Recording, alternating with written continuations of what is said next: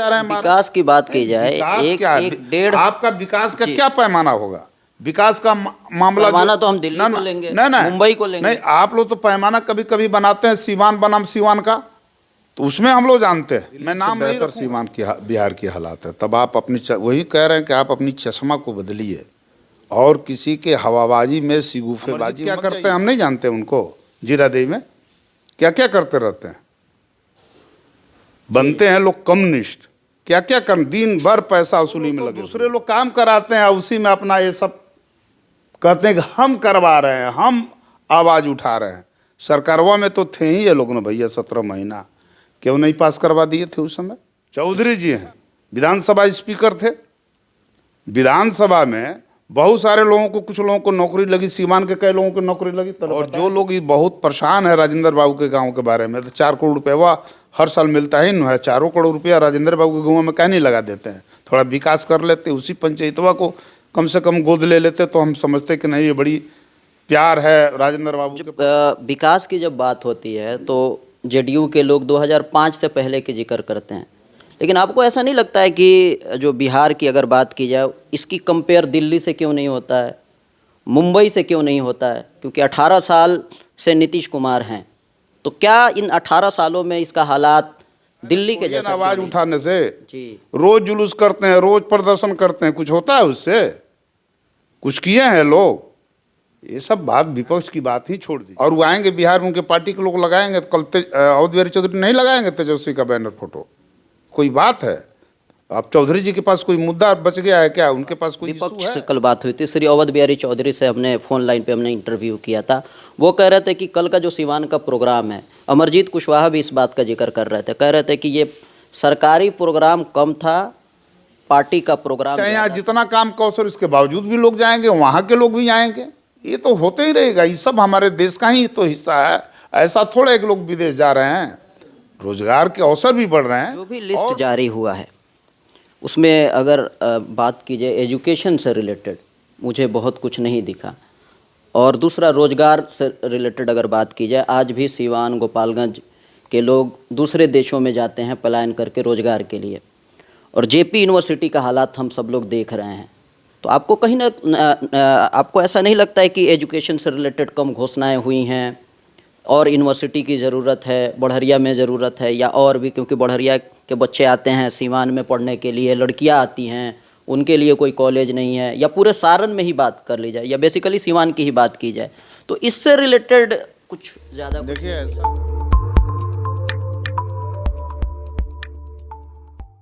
पर आप सबका स्वागत है। आप सबको पता है बिहार के मुख्यमंत्री श्री नीतीश कुमार कल यानी 7 तारीख को बिहार आए थे।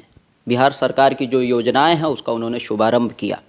इसी बीच अभी हम लोग रमेश सिंह कुशवाहा के पास हैं। आप सबको पता है जीरादेई से पूर्व विधायक और अभी जो सीवान के वर्तमान में जो सांसद है विजय लक्ष्मी, उनके पति हैं। ये सब आप सबको पता है। जो जो योजनाएं हैं उसको हम लोग समझने की कोशिश करेंगे। इसके अलावा जो सीवान में खास करके जो विपक्ष में लोग हैं, उनसे भी रात में हमारी बात हुई थी, तो वो लोग इसको किस तरीके से लेते हैं वो भी हम सर से जानने की कोशिश करेंगे। सर स्वागत है हमारे चैनल पर। चलिए, आपके चैनल को बहुत बहुत धन्यवाद, और ख़ास तौर से माननीय नीतीश जी को, जो बिहार के मुख्यमंत्री हैं, सीवान की जनता की ओर से हम उनको धन्यवाद देते हैं कि वे सीवान की धरती पर आए और सीवान की जनता को उपहार स्वरूप बड़ी बड़ी योजनाओं को उन्होंने भेंट किया। योजनाओं पे आप सबने बात किया, आपने बात किया है, अलग अलग चैनल पे लोग देख रहे हैं। लेकिन जो सिसवन ढाला है उसको लोग उम्मीद कर रहे थे कि उसका वो फ्यूचर में लिस्ट में आया है कि आगे काम होगा। पहली बात तो काम हुआ ही नहीं है, तो उद्घाटन कैसे करते हैं नीतीश जी? पहले तो आपका सवाल, सॉरी, शिलान्यास है तो अभी तो टेंडर होने के बाद ही ना शिलान्यास होता है। जी। तो टेंडर की हमने तो पहले भी कहा है आप लोगों से कि माननीय मुख्यमंत्री जी आएंगे और उसकी घोषणा करेंगे। चूंकि बिहार सरकार को ही टेंडर करना था, रेल विभाग, रेल मंत्रालय जो है अपनी प्रशासनिक स्वीकृति दे दी थी पहले ही। जब हम लोग माननीय रेल मंत्री जी से मिले थे, विजय लक्ष्मी देवी जी मिली थी। बाकी काम चूंकि उसमें जो 92 करोड़ 16 लाख का वो जो प्रोजेक्ट है, इसमें 50% पैसा बिहार सरकार को देना है और 50% पैसा जो है केंद्र सरकार को देना था। तो 50% के लिए प्रशासनिक स्वीकृति यहाँ से भी, बिहार से भी, बिहार सरकार के जरिए भी मिल चुकी है जी। और उसी लिए माननीय मुख्यमंत्री जी ने कल घोषणा की। और देखिएगा जो 5 बड़े काम हैं उसमें सबसे ऊपर सिसवन ढाला का ही नाम है जी।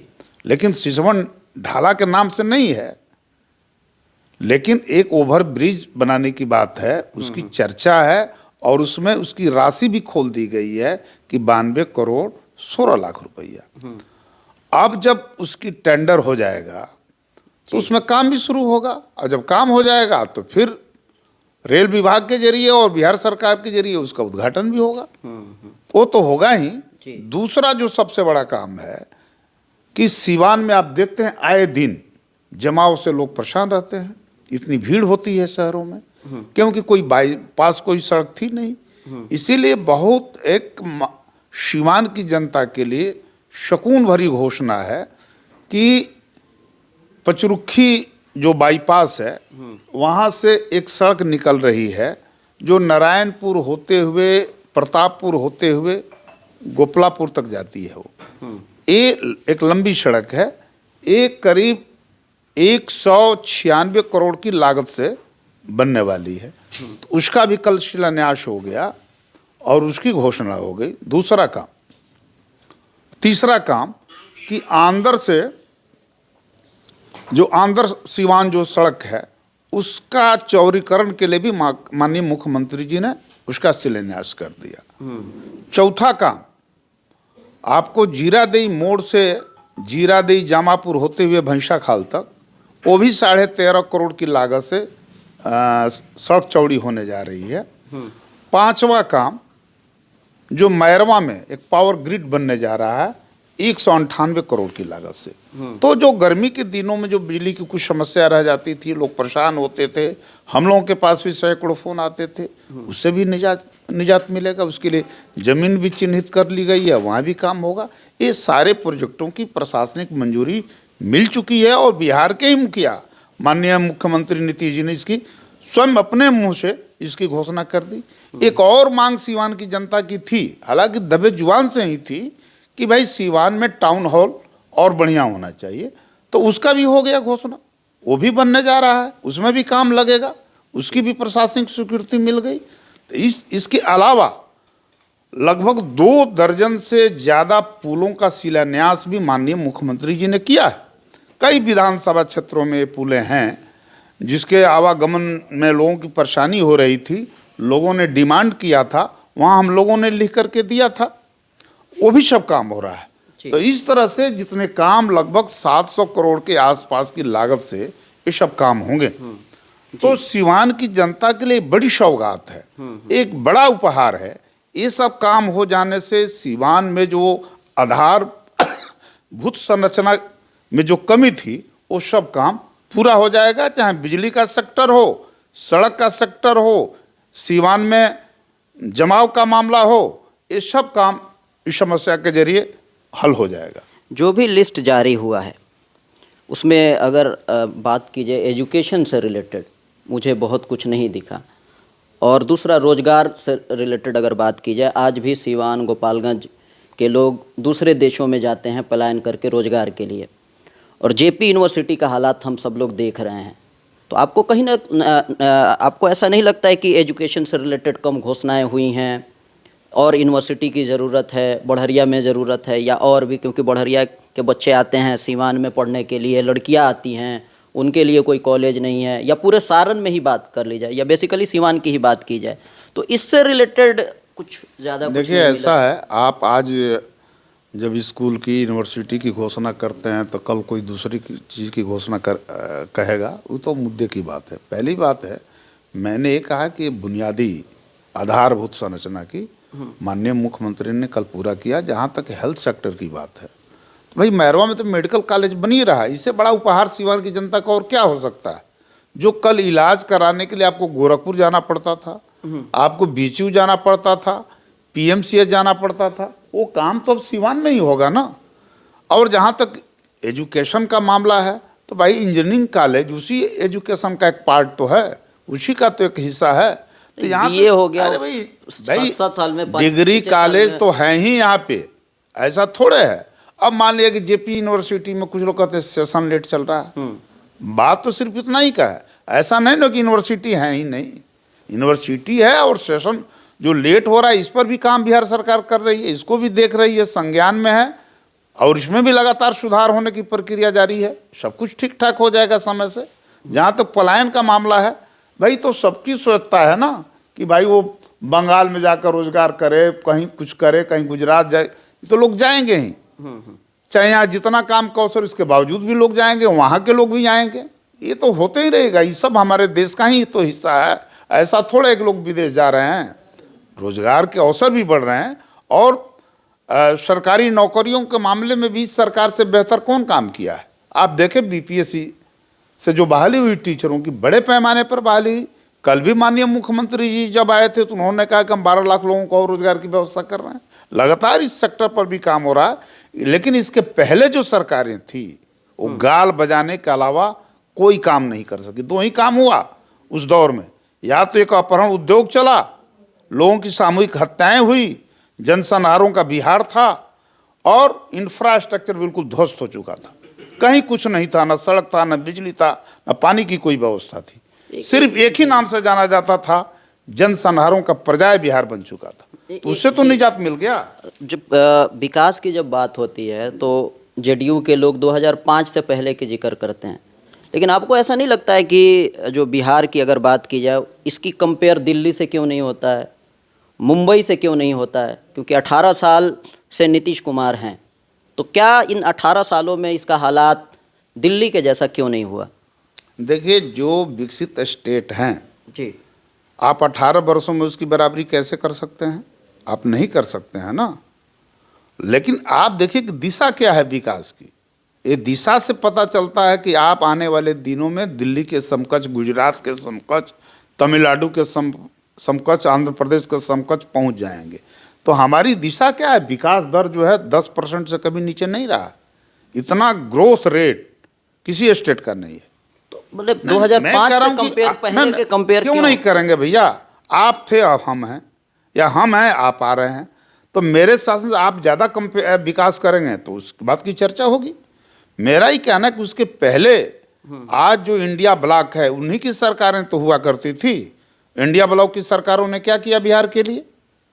और उसके बाद जो माननीय मुख्यमंत्री जब से आए हैं तब से कितना तेजी से विकास हुआ, बिहार कितना बदल गया। कहीं जनसंहार होता है क्या? कहीं सामूहिक हत्याएं हो रही है क्या? लॉ एंड ऑर्डर क्या पहले वाला है क्या? पहले की तमाम सड़कें गड्ढों में तब्दील थी? कहीं सड़कें थी क्या? मैरवा से सिवान जाने में 1 से 1.5 घंटा लगता था, आज आप 15 से 20 मिनट में आ जा रहे हैं। विकास की बात की जाए, आपका विकास का क्या पैमाना होगा? विकास का मामला पैमाना तो हम दिल्ली को लेंगे, मुंबई को लेंगे। नहीं, आप लोग तो पैमाना कभी कभी बनाते हैं सीवान बनाम सीवान का, तो उसमें हम लोग जानते हैं, मैं नाम नहीं रखूंगा। क्या था सीवान में विकास की स्थिति? कोई डर से सीवान नहीं आना चाहता था। मैं ये कह रहा हूं कि आप अपने चश्मा को आप लोग बदलिए और नीतीश कुमार को आप लोग देखिए नए चश्मे से, क्योंकि जब तक इंफ्रास्ट्रक्चर नहीं होगा तो बिहार का औद्योगिकरण भी नहीं होगा। अगर बिहार को औद्योगिकरण करना है, बिहार में छोटे मझोले लघु किस्म के उद्योगों का जाल बिछाना है, इसी के लिए जरूरी था कि 24 घंटा बिजली हो, इसी के लिए जरूरी था कि बढ़िया सड़कें हों। जब बढ़िया सड़कें बन गई, बिजली हो गई, तो मुझे उम्मीद है कि बिहार में निवेश करने वाले पूंजीपति भी आएंगे, यहाँ निवेश करेंगे और बिहार भी उद्योग का हब बनेगा। जब बिहार होगा तो सीवान भी होगा। तो इसके लिए बुनियादी काम पहले करना पड़ता है। एक और चीज़ हम यहाँ आपको रोकेंगे। केजरीवाल ने जो एक टर्म में जो एजुकेशन के फील्ड में काम किया, पूरे देश विदेश में भी चर्चा था, तो क्या नीतीश कुमार ने ऐसा, या बिहार में ऐसा क्यों संभव नहीं हुआ? आपको क्या लगता है? क्योंकि उन्होंने वहाँ कभी देखा जाए, हम दिल्ली में 2013 में थे, हम जब गए थे तो वहाँ स्कूलों की हालात कुछ और थी। 5 साल जब हम वहाँ रहे उसके बाद हमने देखा वहाँ का इंफ्रास्ट्रक्चर और बहुत सारी चीज़ें न्यूज़ वगैरह में भी हम लोग देखते हैं। तो आखिर उस तरह से उतना बेहतर सीमा बिहार का क्यों हालात नहीं हो पाया? नीतीश कुमार क्यों नहीं कर पाए? दिल्ली से बेहतर सीमान की बिहार की हालात है। तब आप अपनी वही कह रहे हैं कि आप अपनी चश्मा को बदलिए। और किसी के हवाबाजी में सिगुफेबाजी में मत जाइए। दिल्ली में सिगरीवाल के आने के पहले से भी स्कूलों की हालत ठीक थी, हेल्थ सेक्टर ठीक था, सब बड़ा बड़ा चीज़। तो भाई देश की राजधानी है, वहाँ क्या मामला है कि आप दिल्ली से और सीवान की तुलना करने लगे, बिहार की तुलना करने लगे? बिहार एक विकासमान राज्य है, विकसित हो रहा है और तेजी से बिहार विकसित कर रहा है। हम ये कह रहे हैं कि शरीर में कोई बीमारी है तो आप उसका इलाज कीजिएगा तब ना स्वस्थ होगा। ये तो बीमारू बिहार था, बिहार तो बदनाम था। बाहर जाने के बाद बिहारियों को एक मजाक के रूप में देखा जाता था, लेकिन आज बिहारी कहलाना गौरव की बात बन गई है। ठीक उलट गया है मामला, नजरिया लोगों का बिहार के बारे में बदल गया है। पहले बिहार यूपी के लोग बिहार आते ही घुसते ही गाली देते थे कि बिहार में सड़कें इस तरह है उस तरह से है, बिजली नहीं थी। हम ये करेंगे, पहले काम किसी को भी कुछ करने के लिए, घर बनाने के लिए पहले नींव मजबूत करना पड़ता है, तभी जा करके बड़ी इमारत खड़ी होती है। इसी तरह नीतीश कुमार ने बुनियादी संरचना पर काम किया है, बुनियादी संरचना पर काम हो गया, अब यहाँ से इमारत खड़ी होनी है और आने वाले दिनों में दूसरे देश के किसी भी राज्यों से बेहतर बिहार बनेगा, मुझे पूरा यकीन है, पूरा विश्वास है। एक और सवाल, विपक्ष से कल बात हुई थी, श्री अवध बिहारी चौधरी से हमने फोन लाइन पे हमने इंटरव्यू किया था। वो कह रहे थे कि कल का जो सिवान का प्रोग्राम है, अमरजीत कुशवाहा भी इस बात का जिक्र कर रहे थे, कह रहे थे कि ये सरकारी प्रोग्राम कम था, पार्टी का प्रोग्राम ज़्यादा था। तो फिर हमने अवध बिहारी चौधरी से पूछा कि ऐसा आपको क्यों लग रहा था, तो वो ये कह रहे थे कि सिवान की अगर बात की जाए, बैनर पोस्टर अगर पूरे सिवान शहर में देखा जाए तो ज़्यादातर जेडीयू के लोगों का पोस्टर था, और सरकारी प्रोग्राम था तो विपक्ष के भी जो विधायक हैं उनका भी उस पर पोस्टर पे फोटो होना चाहिए, इस तरह का कहीं कुछ नहीं दिखा। आपको क्या लग रहा है? देखिए, ऐसा है, जो नीतीश जी बिहार के मुख्यमंत्री भी हैं और एक पार्टी के राष्ट्रीय अध्यक्ष भी हैं। जब किसी भी पार्टी का कोई राष्ट्रीय अध्यक्ष सरकारी दौरे पर ही आएगा तो उसके समर्थित कार्यकर्ता, उस पार्टी के लोग अपना झंडा बैनर लगाएंगे। कोई इशू है क्या? मान लीजिए कल तेजस्वी मुख्य हो जाएं और वो आएंगे बिहार में, उनके पार्टी के लोग लगाएंगे, तो कल अवध बिहारी चौधरी नहीं लगाएंगे तेजस्वी का बैनर फोटो? कोई बात है? अब चौधरी जी के पास कोई मुद्दा बच गया है क्या? उनके पास कोई इशू है? वो भी सरकार में रहे, ऐसा नहीं है कि वो सरकार में नहीं थे। जब वो मंत्री थे, ग्रामीण विकास मंत्री थे, कौन सा गांव का काम विकास उन्होंने किया है? कुछ किया है क्या? अरे सब लोगों की बात छोड़ दीजिए, ये सब नॉन पॉलिटिकल सवाल है, गैर राजनीतिक सवाल है। अमरजीत क्या करते हैं हम नहीं जानते उनको, जीरादेई में क्या क्या करते रहते हैं। बनते हैं लोग कम्युनिस्ट, क्या क्या कर, दिन भर पैसा वसूली में लगे हुए रहते हैं लोग। हम लोगों को जानते नहीं है, उन लोगों की बात ही छोड़ दीजिए। कोई इशू नहीं है डेवलपमेंट का, कोई मुद्दा नहीं है। उनसे पूछा जाए वो काम तो नहीं गिनाइए तो विकास का, 5 वर्ष उनका भी पूरा होने जा रहा है। अभी जो हम अनुशंसा किए हैं वही सड़क वहाँ बन रही है, एक भी उन्होंने सड़क भी नहीं लाया। तो जब अरे छोड़िए ना आवाज उठाने से, रोज जुलूस करते हैं, रोज प्रदर्शन करते हैं, कुछ होता है उससे? कुछ किए हैं लोग? ये सब बात, विपक्ष की बात ही छोड़ दीजिए। चौधरी जी हैं, विधानसभा स्पीकर थे, विधानसभा में बहुत सारे लोगों को, कुछ लोगों को नौकरी लगी, सीमान के कई लोगों को नौकरी लगी, तो बताएं तो ये लोग क्या बात करेंगे? नौकरी पर छटपटा रहे हैं लोग। नीतीश कुमार के आने के बाद से पूरी विपक्ष की दुकानदारी बंद हो गई है, कोई इशू ही नहीं है। वो लोग तो दूसरे लोग काम कराते हैं, उसी में अपना ये सब कहते हैं कि हम करवा रहे हैं, हम आवाज उठा रहे हैं। सरकारवा में तो थे ही ये लोग ना भैया, 17 महीना क्यों नहीं पास करवा दिए थे उस समय? कुछ दिखा?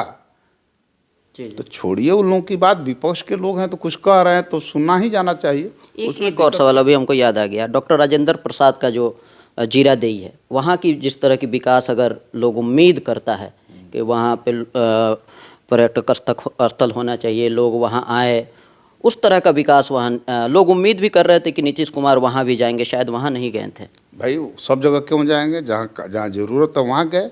कोई ज़रूरी है क्या कि एक ही दिन नीतीश जी आए और सीवान के सब प्रखंड मुख्यालयों पर घूम जाएं, सब जगह चले जाएं? कोई सवाल है क्या अपने आप में? जहाँ ज़रूरत थी वहाँ गए थे। राजेंद्र बाबू के गांव वाला सड़क तो बनिया रहा है ना, वहाँ की जनता की मांग था, डिमांड यही था कि सड़क का चौड़ीकरण होना चाहिए, चौड़ीकरण हो रहा है जी। तो ये तो बढ़िया काम ना हुआ भाई। और जो लोग ये बहुत परेशान है राजेंद्र बाबू के गांव के बारे में, तो 4 करोड़ रुपये हर साल मिलता ही नहीं है। 4 करोड़ रुपया राजेंद्र बाबू के गाँव में क्या नहीं लगा देते हैं, थोड़ा विकास कर लेते, उसी पंचायतवा को कम से कम गोद ले लेते तो हम समझते कि नहीं ये बड़ी प्यार है राजेंद्र बाबू के प्रति। तो वो भी कुछ नहीं करना, खाली भाषणबाजी होगा, भाषणबाजी से कुछ होता है? जी जी, चलिए वीडियो ख़त्म करेंगे। अलग अलग पार्टी के नेताओं के पास हम लोग जाते हैं और सबकी प्रतिक्रियाएं हम लोग लेने की कोशिश करते हैं। फिलहाल आपको ये पूरा प्रोग्राम कैसा लगा कमेंट के माध्यम से आप सब लोग बता सकते हैं। बने रहें, देखते रहें अलग अंदाज।